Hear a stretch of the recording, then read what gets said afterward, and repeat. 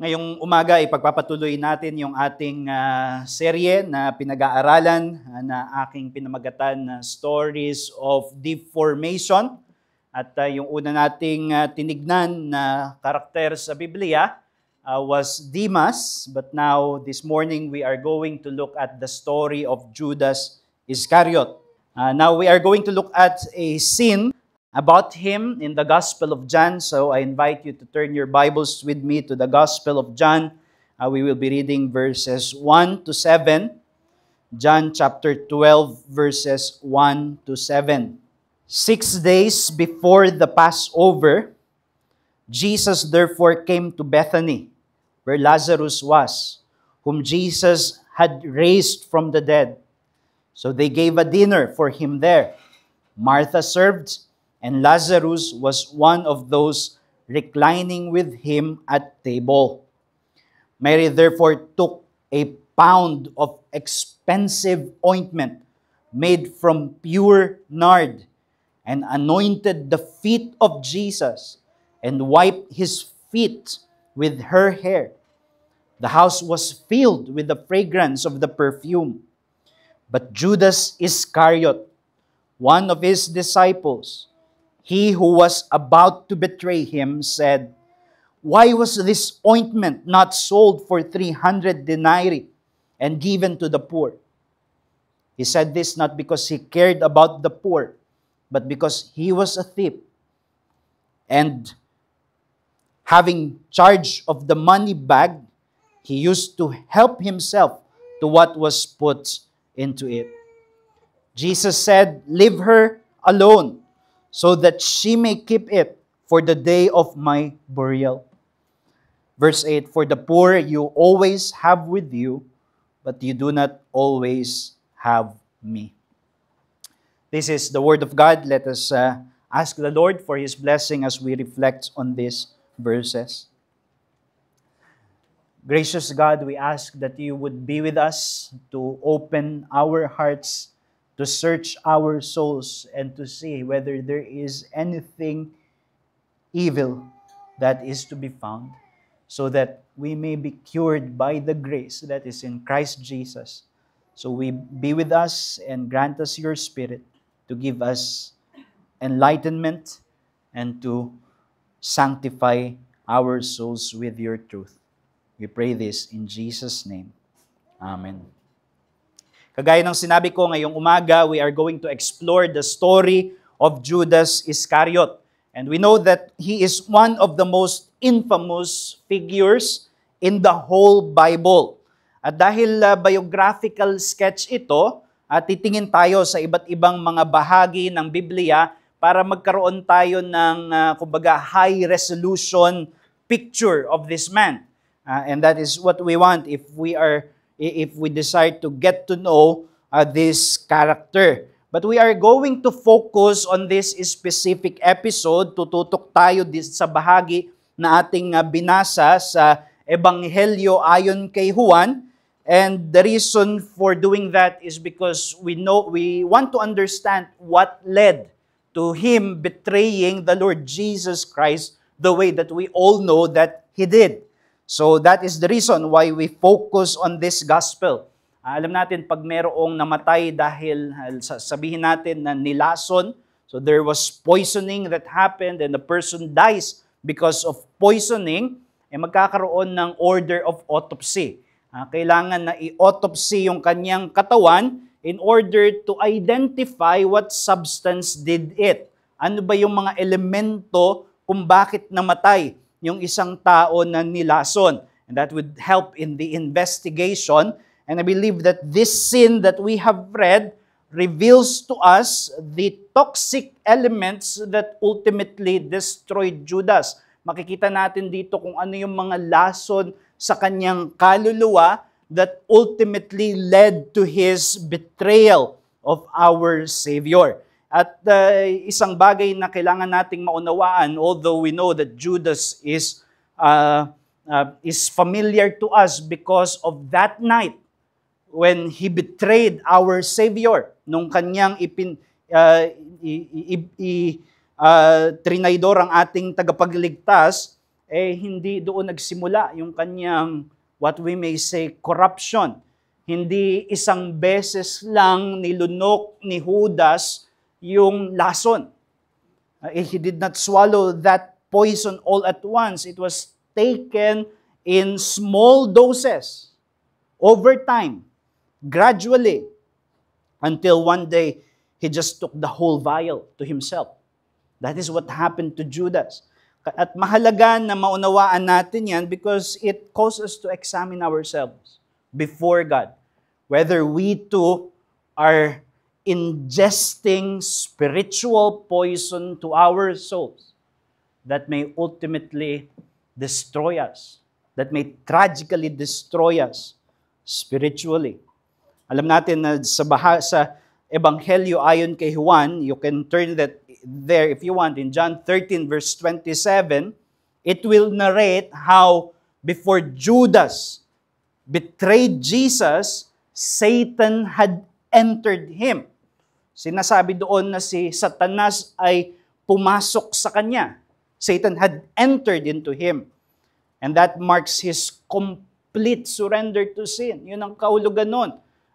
Buong-buo na niya na ibinigay yung kanyang sarili sa kasalanan. And when we read that, we may say to ourselves, paano kaya kung balang araw, ganun din yung mangyari sa akin? I'm living a healthy Christian life and then in just a quick moment, I just give in.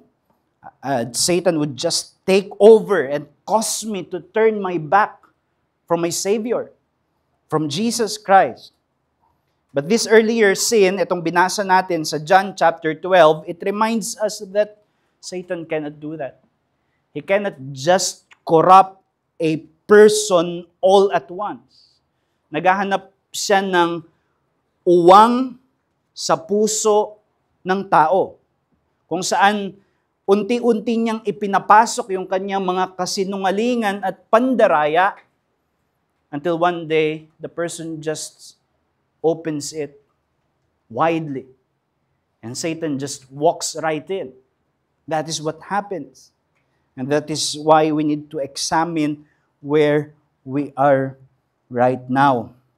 Sa Luke 6 verse 16, when the 12 disciples are listed by Luke, Judas is described as the one who became a traitor. He became a traitor, suggesting that at that time at least of his selection, he wasn't yet. He wasn't a traitor.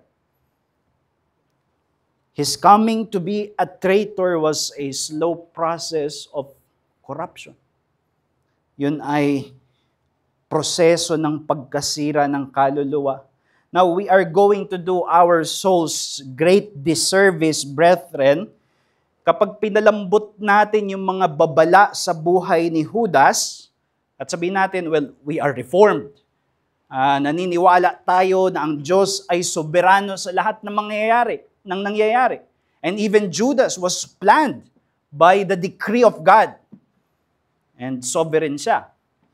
O kaya naman sinasabi natin kaagad na, well, Judas, we know, he is one of the reprobate. Hindi naman talaga siya elect. But we must remember that God uses warnings of apostasy, even examples of apostasy in the Bible as a means to preserve His true children. That is why we cannot soften the warning of Judas's life.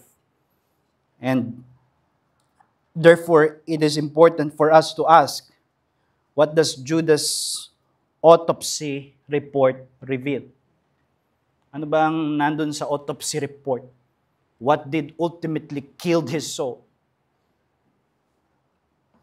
Well, it is this, that although he appeared committed to Jesus publicly, visibly, before the eyes of others, but in his heart there was no true reception of the gospel.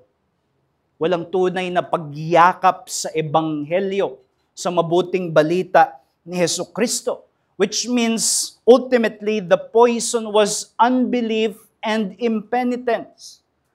Kawalan ng pananampalataya kay Jesus at kawalan ng pagsisisi. And we know that these are the responses to Christ for salvation, to believe in Him and to repent of our sins. But people can claim to be followers of Christ without these things. And that is the problem with Judas. And therefore from this, I want to take up the message that a public commitment to Christ without genuine faith and repentance is a deceptive road to hell.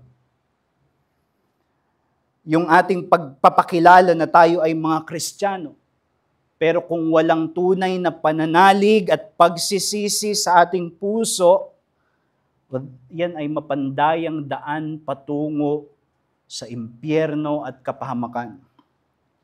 It is a tragic thing to reject Christ.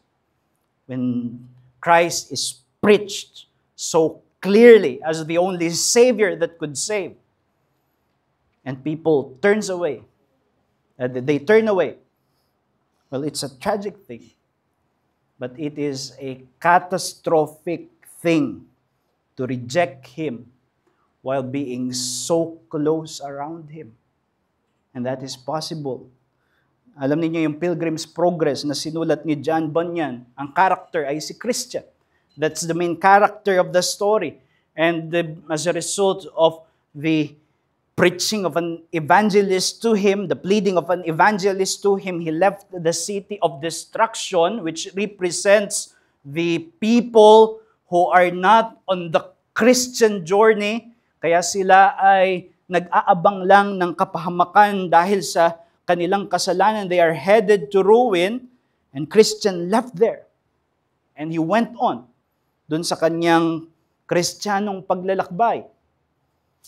And through many dangers, toils, and snares, nakarating na siya doon sa pintuan ng celestial city. And there he saw ignorance, who apparently was also on the journey, who also left the city of destruction.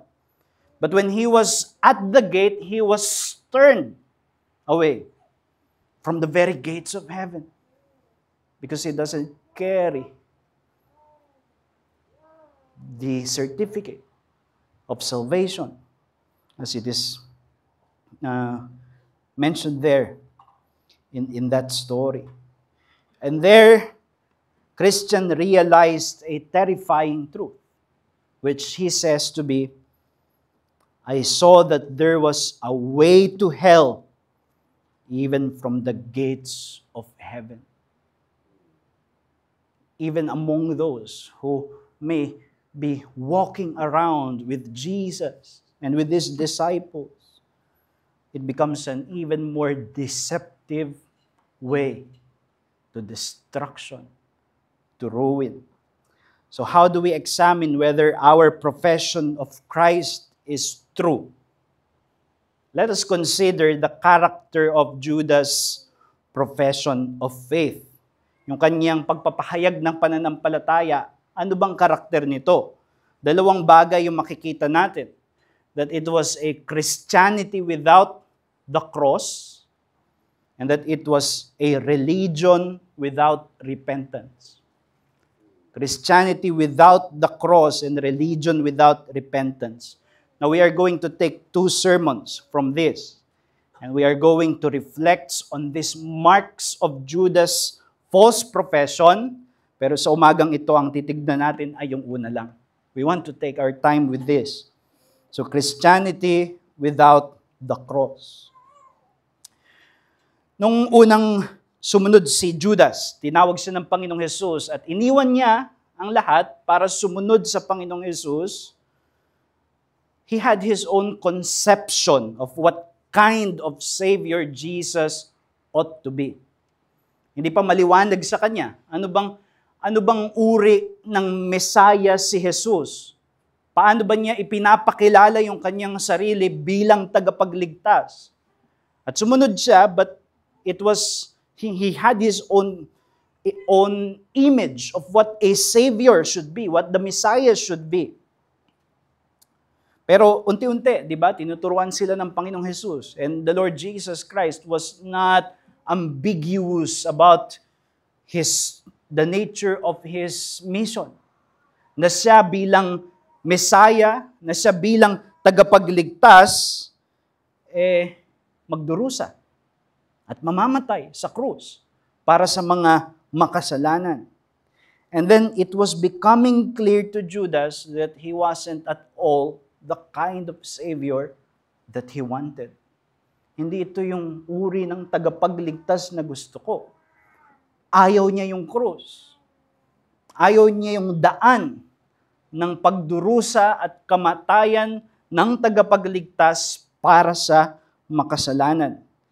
A number of commentators agree that his title Iscariot, na unang ipinangalan dun sa kanyang ama, sa Gospels, ang pangalan ng kanyang tatay ay Simon Iscariot. Wala silang mga apelido nun, so hindi yun apelido. Iscariot, sa iba, sabi nila, it could be a reference sa kung saan sila nakatira, pero more possibly, it is linked to that group during the time of Jesus, even earlier, before Jesus, yung tinatawag na mga Sikari. So Iscariot, Sikari. It was a group of violent revolutionaries. In fact, yung ibig sabihin ng Sikari is that they were men of the knives, short dagger. Yun yung kanilang instrumento para magkaroon ng revolusyon. And it was because of the political situation of the Jews then, nasa ilalim sila ng Roman Empire at ang gusto nila ay makalaya doon sa pang-aalipin o yung at least yung occupation sa kanila ng Roman Empire because they want to be liberated as they believed as God's covenant people. And they were willing to engage in military revolution just to get it. Kaya si Judas might have been, whether he was an advocate of that, o dahil sa tatay niya na miyembro noon nung grupo na yon, that was how Judas's view of the Messiah was formed. Ano yung tagapagligtas, yung darating na Messiah? Well, in his mind, it might have been a military liberator. Balang araw, merong darating na hari. At yung hari na pinangako sa lumang tipan. At kapag dumating siya, iaahon niya kami mula dito sa mga banyaga na ito na kinukupkop yung aming lupa at hindi kami hinahayaan na maging malayang bayan ng Diyos. That must have been what Judas thought. And you see, Judas wasn't alone in this. Hindi siya lang. In fact, most if not all of the disciples thought the same. They shared it. So that when Jesus began teaching that the Messiah, that the Christ was to suffer and die for the forgiveness of sins, they were offended. Ayaw yun ng mga disipulo. In fact, it was not Judas, but Peter who voiced out the protest. Sabi niya, hindi yan mangyayari. Kumbaga parang sinabi niya, over my dead body. So, this was shared by the other disciples. You find that in Mark chapter 8, verse 31, di ba? And the following verses. Pero, here is something that we must understand. That the pure proclamation of the cross of Jesus Christ eventually filters out the true disciples from the false followers. Na ihihiwalay yung mga tunay na mga disipulo ni Jesus sa mga hindi totoo kung paano nila eventually yayakapin ang katuruan ng krus ni Jesus. The teaching of a crucified Savior. And this is a dynamic that is earlier seen in chapter 6 of the Gospel of John, kung saan maraming sumunod sa Panginoong Jesus because they wanted to make Him a king. Because if He is king, they could supply them endless bread.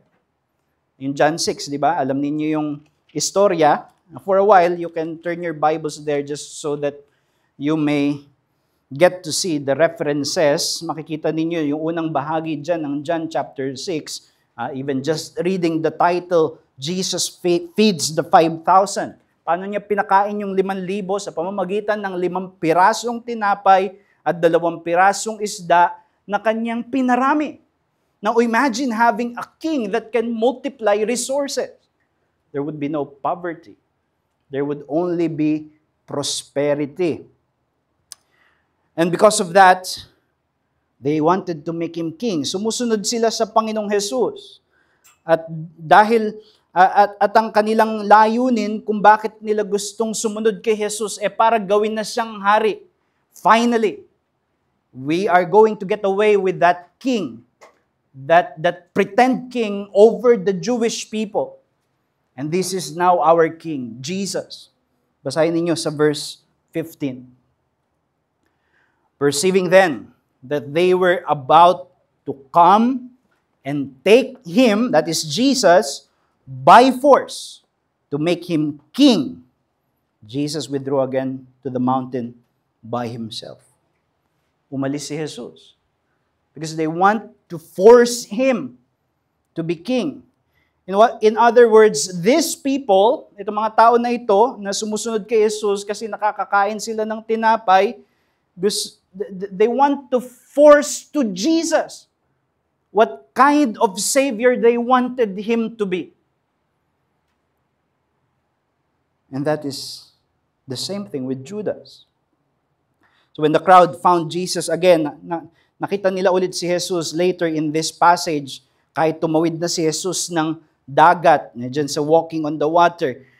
Verse 22, on the next day, the crowd that remained on the other side of the sea saw that there had been only one boat there and that Jesus had not entered the boat with His disciples, but that His disciples had gone away. Talagang sinusundan nila si Jesus kahit tumawid sila ng dagat, and that is when Jesus gave a lengthy instruction about His true mission. And alam natin, di ba, yung bahaging ito. Ito yung pagtuturo ng Panginoong Jesus tungkol sa tinapay ng buhay. Kung saan sinasabi niya sa mga taong sumusunod sa kanila kasi gusto nila ng tinapay at gusto nila ng political king who could give them endless supply of bread, pinapakilala niya yung sarili niya that is not my mission.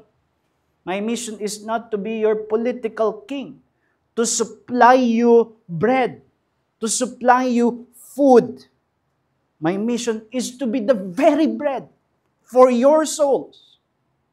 Maging tinapay ng buhay. Kagaya nung mana na bumaba sa langit upang pakainin yung mga Hebreo when they were in the wilderness. Jesus came down from heaven in order to be that bread that is going to be broken in order that He may feed those who would feed in faith the Lord Jesus Christ, and they would have eternal life. And what happened after Jesus gave that teaching? They began walking away. Yung maraming mga tagasunod niya, hindi na sumunod sa Kanya. Because they want the physical bread. Not this bread that Jesus is talking about, which is Himself, being the bread of life and the bread of salvation. And it revealed that they never were true followers in the first place. So you read verse 60 of chapter 6. Sabi dyan, when many of His disciples, they were disciples by name. When many of His disciples heard it, They said, "This is a hard saying. Who can listen to it?" They could not endure it. This teaching about Jesus being the bread that comes down from heaven in order to be broken and fed for the nourishment of souls to eternal life, we don't want any of that. And then you read verse 66. After this, many of his disciples by name, turned back and no longer walked with him.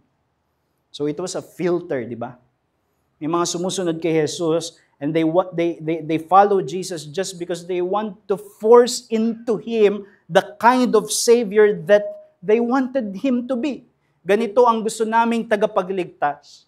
And Jesus, you should conform to that image of Savior that we want. But as soon as hindi mag-conform si Jesus, they walk away. But you have the true followers who are equally offended. Na-offend din sila dun sa turo ng bread. In verse 67, verse 67, immediately, and the following verse, humarap si Jesus dun sa 12, di ba? Kasi nagtalikuran na yung iba, kinausap niya yung 12, recognizing that they were also taking offense at his hard saying, hard teaching. And he said, "Do you want to go as well?" Gusto niyo na rin bang umalis? Now, Peter is once again at the forefront. Nasa harap siya. Siya ulit yung nagsalita para sa ibang mga disipulo. At sinabi niya, "Lord, to whom shall we go? You have the words of eternal life." Saan kami pupunta? Nasa iyo. Ang salita ng buhay. Ang tinapay ng buhay. They also struggled to bear Jesus' word, but they just couldn't turn away. Hindi sila makatalikod kay Jesus kahit na mayroong pagtuturo ng krus. Why? Because they have come to know Him as living bread. Now, mahaba yung tinignan natin dito, and we are looking at disciples, the crowd of who called themselves disciples who were not truly disciples. Anong kinalaman nito kay Judas? Well, dito mismo, sa pagtuturo ng Panginoong Jesus comes a shocking revelation that among those who persevered in following Jesus, there was one who belonged to those who walked away. May isa na nanatili pa rin doon sa 12, pero sa katunayan, kasama na dapat doon sa mga tumalikod. Because his heart has already walked away, even if he was still physically present. So you read verse 70 to 71. Jesus answered them, "Did I not choose you, the 12? And yet one of you is a devil." He spoke of Judas, the son of Simon Iscariot, for he, one of the 12, was going to betray him. So ibig sabihin yung nangyari pala dito kung saan may mga disipulo na kumain ng tinapay ni Jesus, pero nung nalaman nila na si Jesus, ang tunay na misyon ni Jesus ay hindi para magbigay ng tinapay, kundi upang mamatay, upang siyang maging tinapay ng buhay, ayaw na nila. Tumalikod na sila. Yan pala ay pagpapakita rin sa karakter ni Judas. It is a picture of Judas. Because later, a false disciple, that is Judas, among the 12 even, will eat another piece of bread coming from the Lord's hand. You know what that is? The Lord's Supper. When they are in the upper room, yung 12 nakaupo, at si Judas ay kukuha rin mula sa tinapay at kakain. Pero hindi niya natikman yung tinapay ng buhay, which is Jesus Christ. And therefore, he would walk away. Just as these disciples here in John 6 walked away, Judas will walk away. In the upper room, so we come to the upper room on the night when Jesus was to be betrayed. At alam natin dun sa upper room, Jesus is spending an intimate moment with the 12 disciples. Merong malapit na pakikipag-usap ang Panginoong Jesus doon sa kanyang mga disipulo. Because this was the time when he was already about to die. And that is where you have the concentrated instructions of Jesus about his death. Nagbibili na siya sa mga alagad. You love one another just as I have loved you. Sabi niya, no love is greater than this, than a friend laying down his life for his friends. He was teaching about the cross, concentratedly in the upper room. And that was the moment that Judas couldn't take it anymore. So we read in John 13 verse 30. You can turn there to John 13 verse 30. So after receiving the piece of bread, he left immediately, and it was night. So matapos na kumuha rin siya ng kapiraso mula sa tinapay, umalis na siya. Why? Because he couldn't endure the teaching of the cross. This isn't what he signed up for. Hindi ito yung tagapagligtas na gusto niya, mighty liberator, triumphant ruler, and providing bread for the population. Now this Jesus is saying that he's going to die a shameful death on the cross. No, this is not my Savior. So he went away and he betrayed Jesus.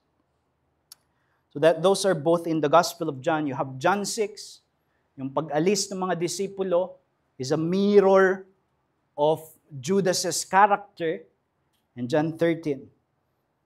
And right before that, you have John chapter 12. So we can return to our main passage now in John 12 verse 1 to 7. At dito, sa binasa natin kanina, yung ating pangunahing talata, we can now see that Judas's outrage about Mary's extravagant offering to Jesus is fundamentally driven by unbelief. Bakit siya nagalit kay Mary? Si Mary na pumunta kay Jesus at binasag yung alabaster jar that contains an expensive perfume upang i-anoint sa ulo ni Jesus at sa mga paa ni Jesus. And for Judas, this is what a waste, sabi niya. And there seems to be a religious motive that he is advancing, a moral motive na pinapakita niya kung bakit siya nagagalit. Gusto niya ipakita that it is a righteous indignation. Imagine, ibenta mo yan, ipamigay mo sa mahihirap, pero hindi yun yung totoong motive.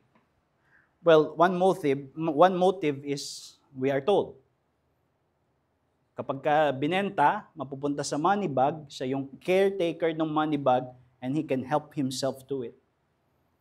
But another motive is just that resentment of the way of the cross. Ayaw niya yung cross. Ayaw niya yung kaisipan na si Jesus ay mamamatay. That is not the Savior that he wanted. And saan natin makikita na ganoon yan? Well, dun sa contrast ni Judas sa ni Mary. Ano bang ginawa ni Mary? Nung kanyang binasag yung lalagyan, yung container ng perfume para ipahid kay Jesus, kahit na mahal yung perfume na yon, well, it was an act of deep faith. May malalim na espiritual na pagkaunawa si Maria. perhaps even better than all of the disciples, all of the 12 disciples. Naintindihan niya yung katotohanan na si Jesus ay kailangang magdusa at mamatay. It is an acceptance, a full embrace of the way of the cross. If this is how it ought to be, Master, then she embraces the cross. She embraces the way of Jesus suffering and dying for the forgiveness of sins. And you find that affirmed in Matthew 26 verse 12. Matthew 26 verse 12. Although nandyan din sa John chapter 12 verse 7. Kung saan yung binigay ni Jesus yung interpretation ng kung ano ba yung ginawa ni Mary. In pouring this ointment on my body, she has done it to prepare me for burial. Verse 7 ng John 12. Leave her alone, sabi niya kay Judas, so that she may keep it for the day of my burial. So ang ibig sabihin, it was Mary who demonstrated a keen insight of the cross. Si Jesus ay mamatay. And she accepts that it is the only way for Jesus to be the Savior that He must be. Dying on the cross is for the forgiveness of sins. Kaya ko ginamit yung record ni Matthew, kasi sa record ni Matthew, after that declaration, sabi ni Jesus, in pouring this ointment on my body, she has done it to prepare me for burial. Kinokomment niya yung faith ni Mary. And immediately after that section, sa Matthew's Gospel, Judas began conspiring with the Jews. He couldn't take it anymore. Dito si Judas, the one who craves greatness and recognition. Kasi si Jesus, pag siya ay naging hari, sinong treasurer? Judas. He was the treasurer. Now, he will not be keeping just a money bag, he will be keeping the bank. And he craved greatness and recognition. And he couldn't bear to see a woman receiving what he desired. Recognition from the Master. In fact, Jesus made a promise before Judas's hearing, di ba? What was the promise to Mary? That she would be honored all over the world, wherever the gospel is preached. What a wonderful honor, dear brethren. Sabi ng Panginoong Jesus sa kanya, in the very next verse, nung sinabi na, hinahanda ko ni Mary para sa aking paglilibing, sabi ni Jesus, truly I say to you, sa Matthew 26, verse 12, verse 13, truly I say to you, wherever this gospel is proclaimed in the whole world, what she has done will also be told in memory of her. Dahil sa pagyakap niya ng krus, dahil sa kanyang pagpapakumbaba sa kaparaanan ni Jesus, sa kapamaraanan ng Diyos ng pagliligtas, siya ang nakatanggap ng korona. Siya ang nakatanggap ng karangalan. So that we celebrate Mary's faith. In fact, wherever the gospel is preached, they come to hear of what Mary has done to prepare Jesus for the burial, for that death that saves sinners all over the world. In fact, in this very sermon, Jesus' words are being fulfilled. We are celebrating Mary's faith. We honor her faith because she embraced the cross. Her story lives on. But what about Judas, who craved worldly glory over the cross, who craved worldly treasures over the cross of Christ. Well, inaalala rin naman natin siya, di ba? In fact, every Lord's Day, whenever we partake of the Lord's Supper, which we shall do later, you shall do later together, the Lord Jesus, on the night when He was betrayed, took bread. So there is that remembrance in the way that we don't want to be remembered. Every time there is a Lord's Supper, remember there was Judas the betrayer. In contrast to Mary, who embraced the way of the cross, and yet her faith was honored by Jesus. So we come to the teaching that we can take from these reflections. Pinapakita dito na yung buong pagyakap sa tagapagligtas na ipinako. Well, that ultimately separates genuine faith and false faith. Yung tunay na pananampalataya kay Jesus o yung maling pagsunod kay Jesus, yung hindi totoo na pagsunod kay Jesus, what separates that is the cross. Yung pagyakap sa krus ni Jesucristo.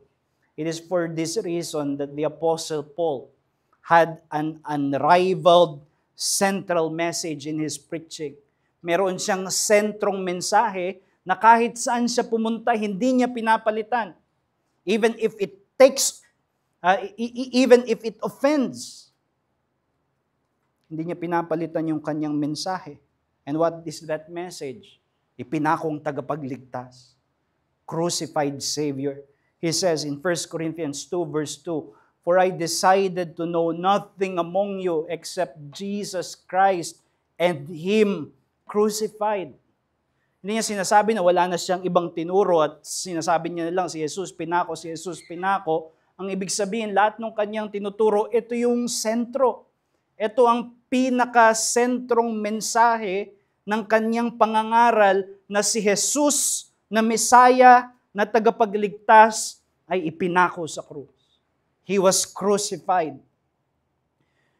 And you see, this is important for us to make us stand in this because many are drawn to Jesus. Marami na-attract din sila kay Jesus, pero without that odd crucified part. They admire His moral teachings. Well, gusto namin si Jesus kasi siya ay dakilang tagapagturo. Ang ganda ng mga lessons niya. We still remember the golden rule. Do unto others what you would want to do unto you. Imagine if we all live that way. Talagang mahusay talaga tong Jesus na to. Well, pinako siya sa krus. No, not that part. Just the golden rule part. I'm all for it. I will live by that rule, golden rule. But itabi mo yung crucified part, parang wala naman yung halaga. O yung iba, gusto nila yung mga episodes sa gospel where Jesus dignifies women. And he does. He looked after those who are considered to be outcasts of society, tax collectors, sinners, those who are not regarded as respectable, and Jesus mingled with them.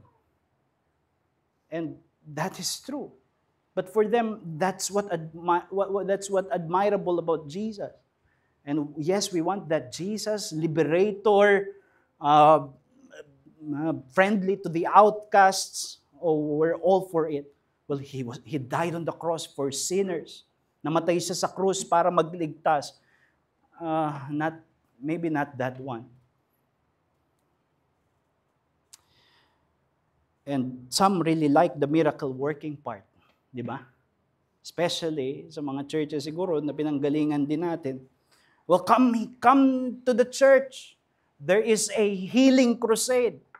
And that is what they want. Where people get healed. Nagiging pantay yung mga binti. Hindi mo alam na may ganun palang sakit, pero pinapagaling nila dahil hindi pantay yung binti. Kung ano-ano pa. But Jesus, the miracle worker. But the crucified part, well, not that part. Diba? Kasi that part is offensive. What does the cross say? Ikaw ay hell-bound sinner.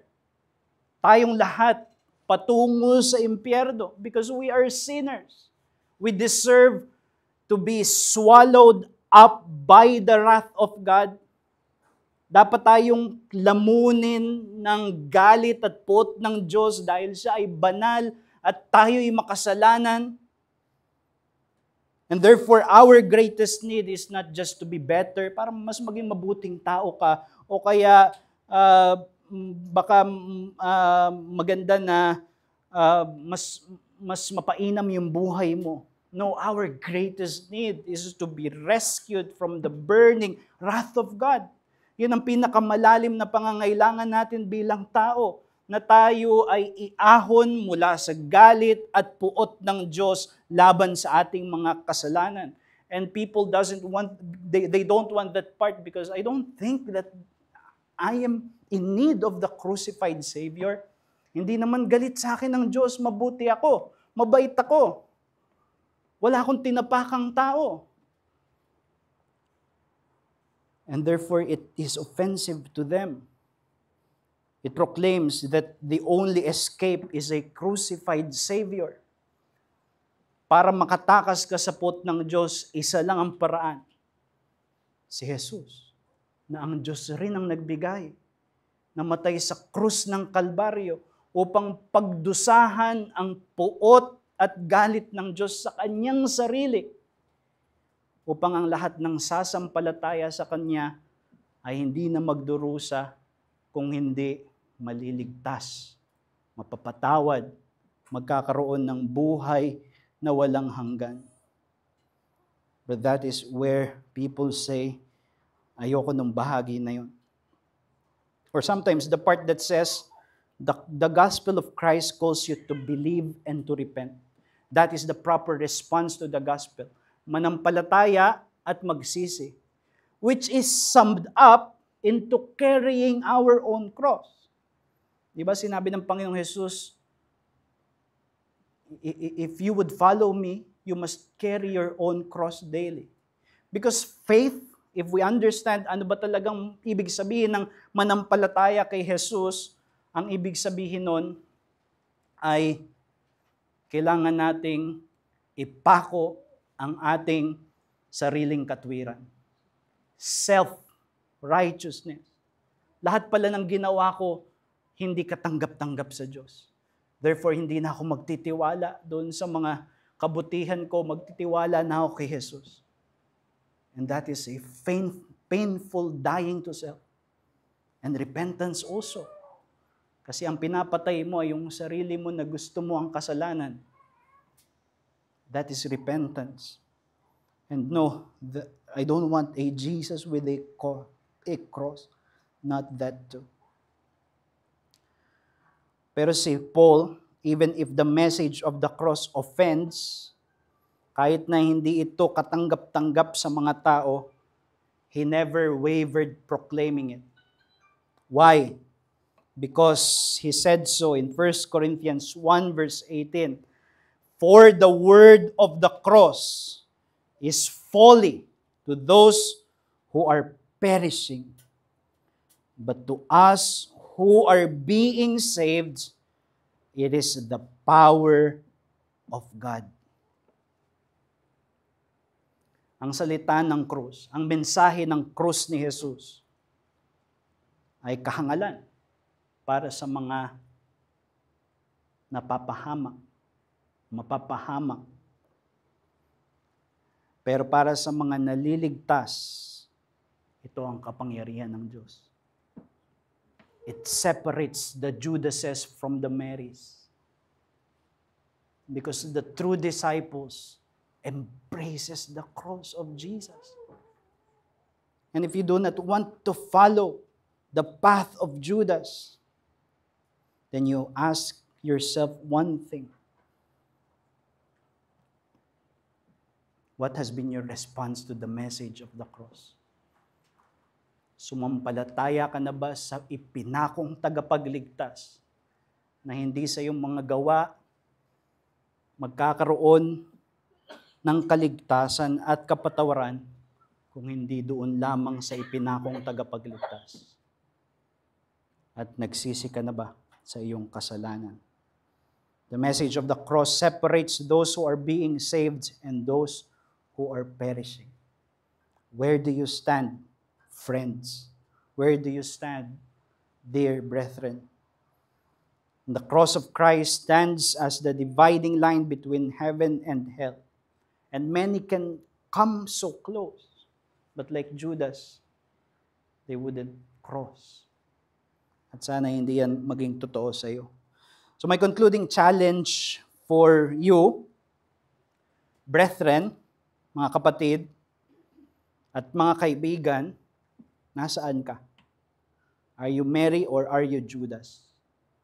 Which is a question of what has been your response to the cross. And even now, kahit na ikaw ay nagsasabing mananampalataya, is the cross of Christ a powerless or perhaps even an offensive message to you so that you don't want it? Or perhaps you are growing weary, even resentful like Judas, of hearing it repeatedly. Palagi na lang ang mensahe tungkol kay Jesus na ipinako sa krus, linggo-linggo. Are you looking for something more exciting? Meron bang mas exciting? Meron bang mas sophisticated? If so, you pray what we have sung earlier.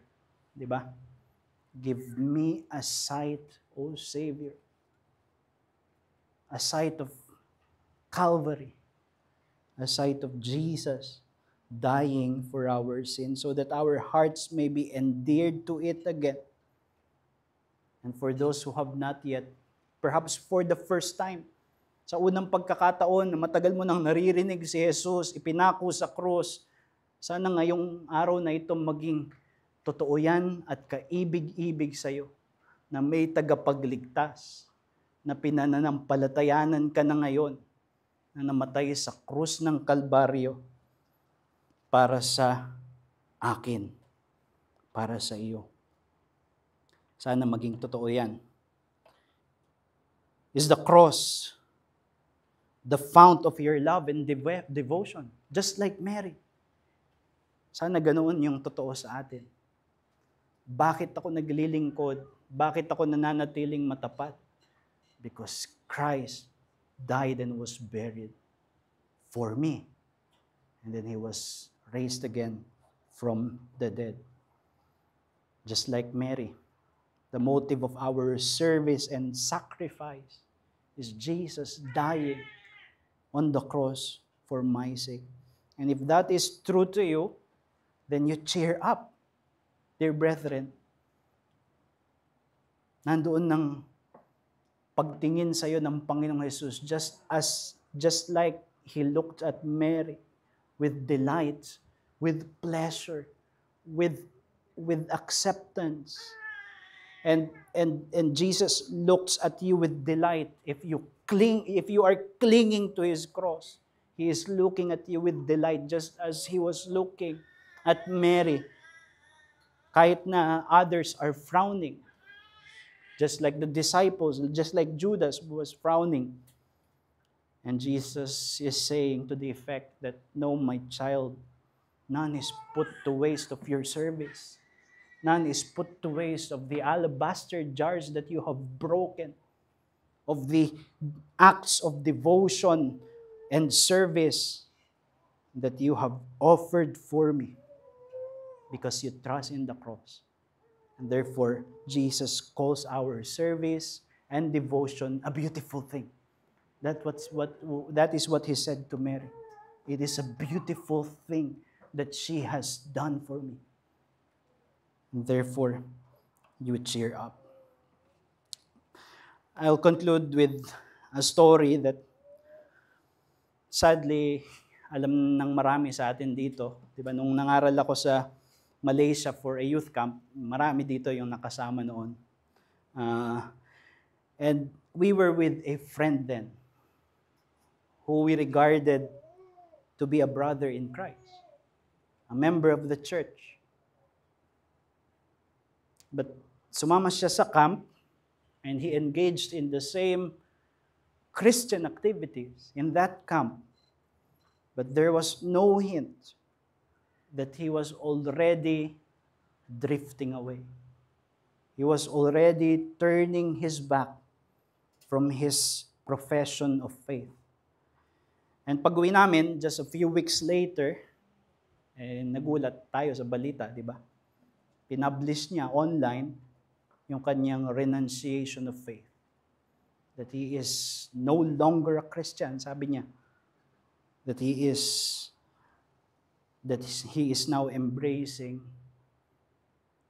a relationship that is not pleasing to the Lord, and he prefers that over his faith. Nag-reach out ako sa kanya, tinanong ko siya kasi it was a question to me, a curious thing, bakit pa siya sumama doon sa camp sa Malaysia? When he was, at that time, he was already turning his back from the faith. And his reply was haunting. Sabi niya, I wanted to give the Lord one last chance.